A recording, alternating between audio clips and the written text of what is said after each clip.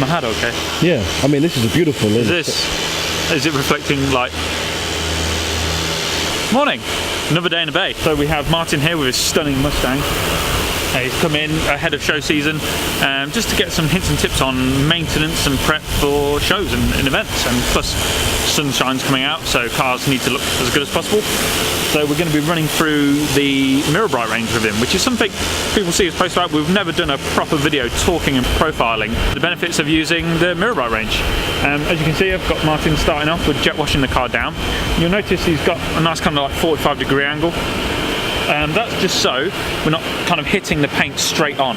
It means that you can be nice and gentle, and if you have any stone chips or anything like that on the paint, avoiding that kind of straight on angle will stop them kind of peeling even more. So we're gonna, like I say, get the car watered down, rinsed off, and then we're gonna talk about the Canuba Milk shampoo in the Mirror Bright range, and then we're gonna wash it, do the wheels, get it in the bay, dry it off, get some shine time.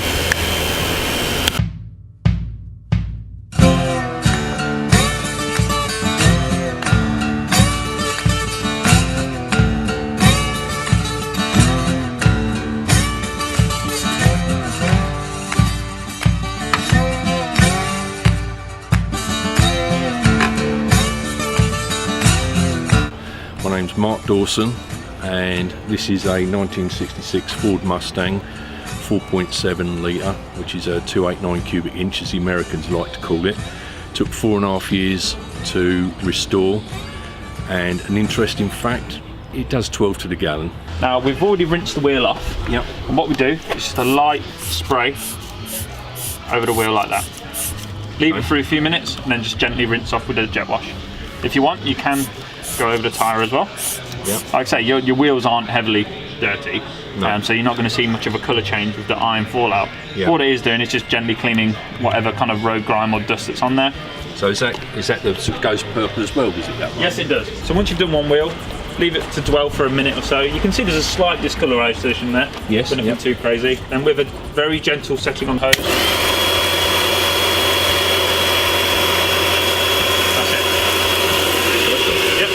Nice and easy. What I like to do is I put in my wash bucket, I'll put warm water, and then in my rinse bucket, for my 2-bucket method, I put cold water. Yeah. Because over time, they're both going to look pretty soapy. But because having the cold water in one, you'll remember which one's your rinse bucket, if that makes sense. So the warm water is always your wash soapy water, then your cold water is your rinse bucket. So, now the paintwork's rinsed off, we're going to use a lamb's wool. I know you've mentioned you've already got one. Yeah, I've got one of those, yeah. So you know that these are natural materials, super soft. Yeah. We've also got the gauze on the back as well for any kind of tricky areas, but I don't think on your car we're going to be experiencing any of that, right, which is good. So get the Mitt nice and wet, just nice, clean, gentle lines. Like I say, once you've done an area, into your rinse bucket, rub it on the grit guard, and that's just going to encapsulate and trap all the dirt and grime.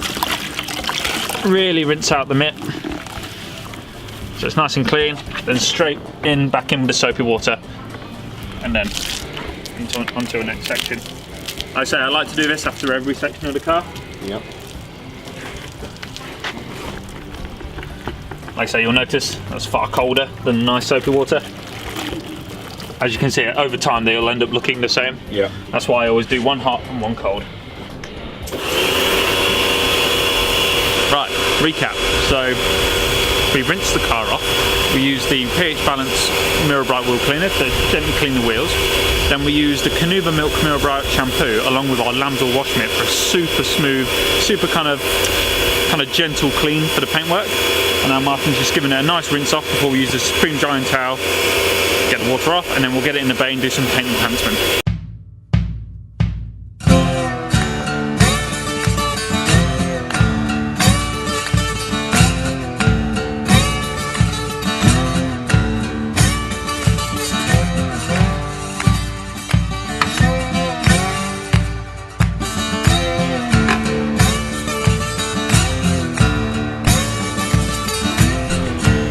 What we like to do is set this to a really low setting, like that. Because what you don't want to do is pelt it with lots and lots and lots of water and encourage more water to sit on the surface. So if you lower the pressure of a jet wash or just use an open-ended hose, you'll see it sheets off the car a lot quicker. Just reduces drying time, makes your life easier. Yeah. As always, Dale, fold the towel once, get 9 towels. So this is our Supreme Fluffy Drying Towel. So this is an advance on our water magnet, which was an advance on chamois. So it's just over time, people expect more from drying towels these days. So this one's nice and big, which means you get it nice and folded, and instead of turning into one towel, it's eight, essentially. What I like to do is, once I've dried an area, I unfold it, which means I've got a fresh drying towel. It's not getting too overloaded with water. Okay. There's a million ways to dry a car with one drying towel. This is just the way I do it.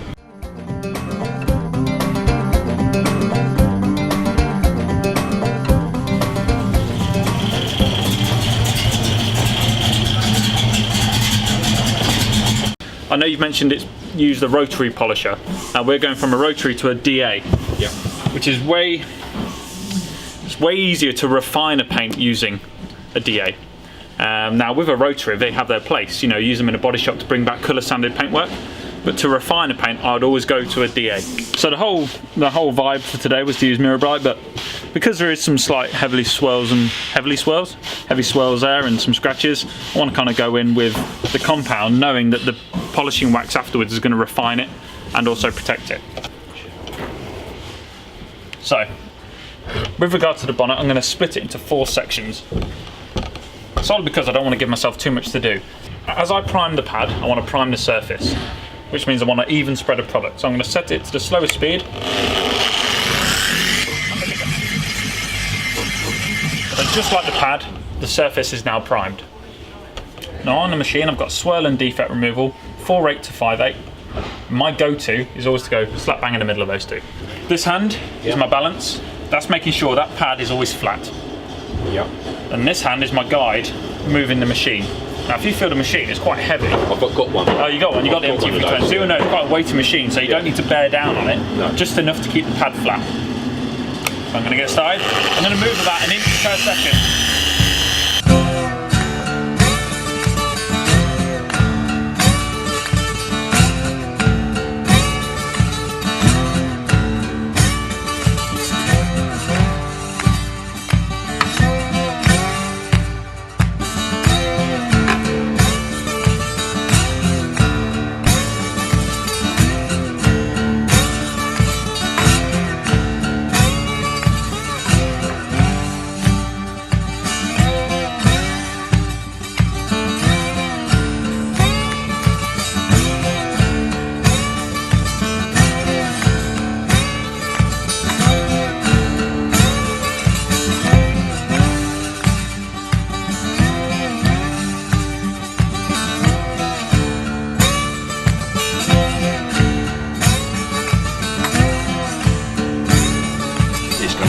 Yeah, with a DA you never will.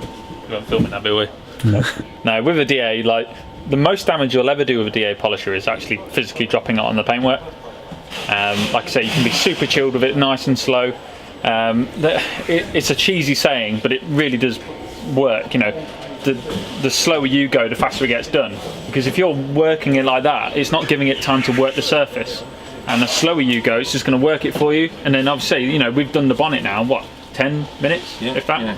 We can now move on to doing the nice shiny stuff. We'll get the other lights on, get the less intense ones off because we've done the correction we wanted to do. Yeah. And then we'll move on to the Mirror Bright Paste Wax.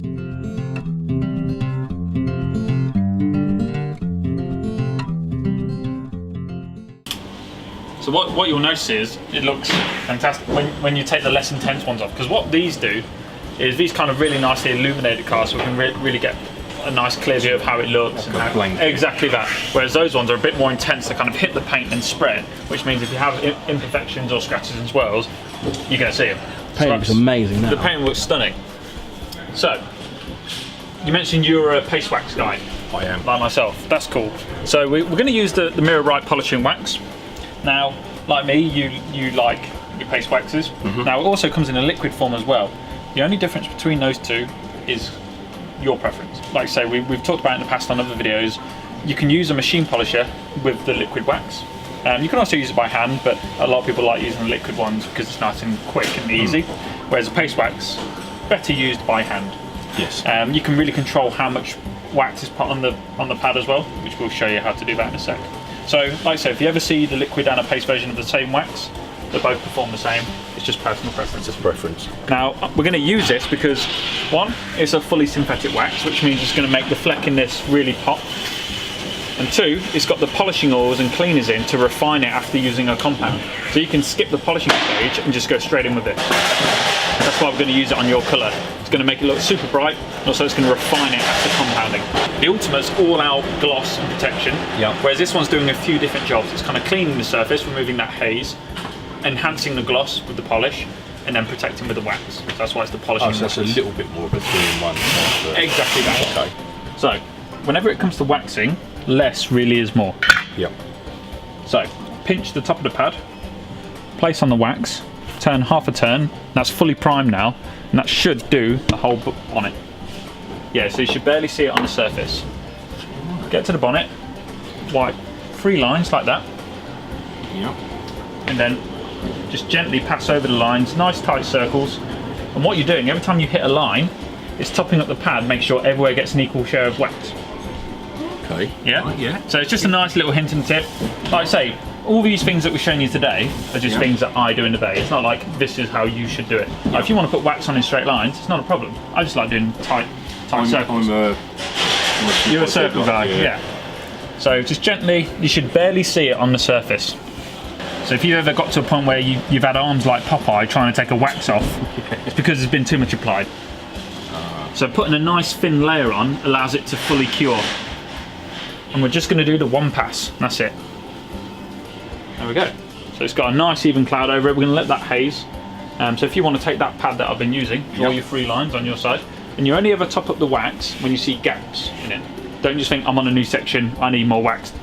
Then do it. Only do it when you need to top it up. And that's the best way of spreading a nice even layer of wax on the car.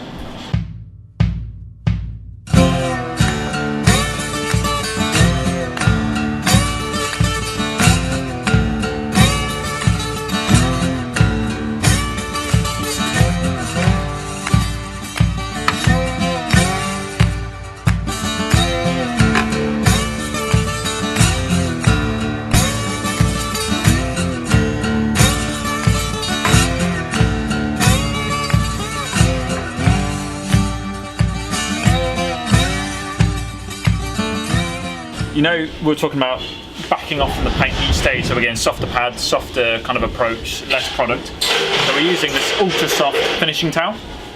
Now, a way of checking to make sure your wax is cured is to swipe your finger on it like that. You see how that's clear? Yeah. That means it's ready to come off. If you swiped it and it still looked greasy, leave it a bit longer. So that's how you know if a wax is ready to come off. And all we do is get the towel nice and folded, just gently wipe the surface. And that's it. That's how easy the wax should be to take off. So nice clean line. And because it's fully synthetic wax, it means it's nice and soft. Then if you want, fold it, unfold it to another side, then just gently wipe the opposite way, just to get any kind of excess residues off the car. Little recap on what we've done so far on the paint. We've not had to do a great deal, but what we've done so far is use the Ultimate compound on the bonnet to remove some unwanted marks that are in the paint just from previous machine polishing using our Ultimate compound. And then we've refined and protected the paint using our Mirror Bright paste wax. So we use the cleaners in this to refine it after compounding, but also to enhance the gloss as well with the high polishing oils that are in the wax. And also the wax properties in there are going to give it some nice protection over the summer. And the final step is we went around the car with the Mirror Bright detailer to highlight any kind of excess residues that are left on the surface, but also to give it a real super glossy, super slick finish on the paintwork, to then move on to finishing the glass and the tyres with the rubber vinyl treatment and our glass cleaner on the glass. And the leather. And the leather. Don't forget that bit. So we're going to use the rubber vinyl treatment. Now this is one of the newer products from Mirror Bright. And what this will do is dress and clean the tyres and also the white walls, and also give them a bit of protection. So instead of just spraying it directly, spray it to an applicator pad like this, and just gently wipe the surface. See, it's already brightening the white look. Yeah? Yeah, yeah. So this is going to give it some nice protection, but also maintain those white letters like that. And what I love about it, it gives a satin finish rather than a gloss. There's nothing worse than really, for me, you know, really glossy tyres. I like them to look satin and factory like that, especially with a traditional older car like this one. Yeah. Of course, that one's done.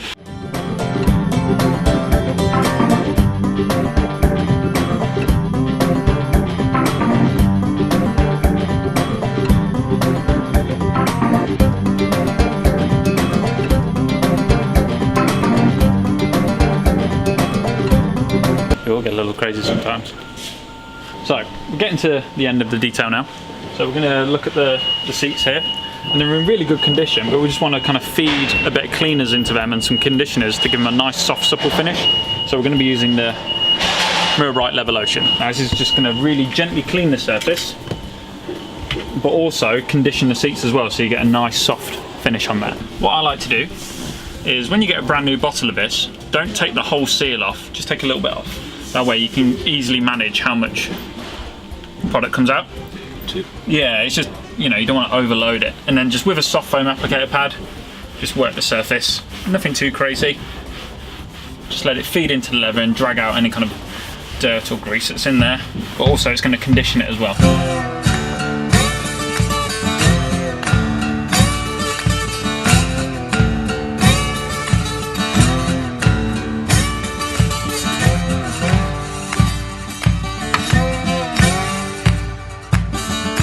There you have it. So that's a wrap for today's Day in the Bay. Like I say, it wasn't about using the most overly complicated systems or kind of like overhauling the paint and the wheels or anything like that. It was about using the right products for this car and this owner. So I wanted ease of use and great finishes, so that's why I went for the Meguiar. It's super easy, and it's just going to give you a high-end finish on a car that's already in great condition. So for in between shows, it's a great maintenance range to keep on top of your show car or just well-loved everyday user.